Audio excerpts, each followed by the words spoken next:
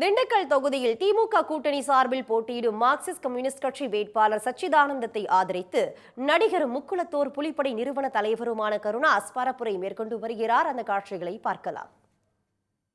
படர் தாமரை வந்தால் உடம்புக்கு நாசம், ஆகாய தாமரை வந்தா குளிக்கிற குளத்துக்கு நாசம். பிஜேபின்னு ஒண்ணு வந்தா, தாமரை வந்தா இந்தியாவுக்கு நாட்டுக்கே நாசம். அது நாட்டுக்கே நாசம், நாடு சர்வநாசமாயிரும். ஏன்னா ஒரு போட்டி வச்சுன்னா உலகத்திலே அதிகமா புழுகிறவர் யாருன்னு ஒரு போட்டி வச்சுன்னா மோடி தான் நம்பர் 1 வருவார். 2வது இடத்துல அண்ணாமலை வருவார். ஏன்னா 2 பேருமே புழுகிறதுல மன்னர்களா இருக்காங்க.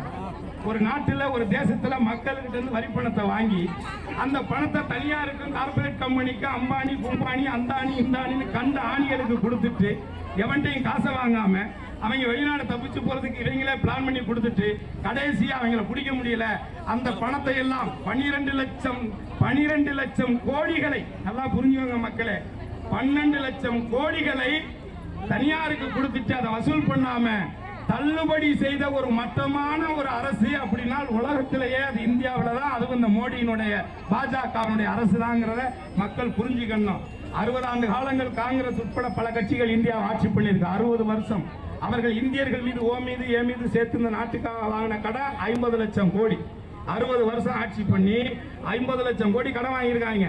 ஆனால் இந்த 10 வருஷத்துல இந்த மோடி அவங்க சம்பந்தப்பட்ட இந்த பிஜேபி அரசாங்க ஆட்சிக்கு வந்து இந்தியா மேல ஓ மேல என் மேல சேர்த்து வாங்கியிருக்கிற கடன் எவ்வளவு தெரியுமா?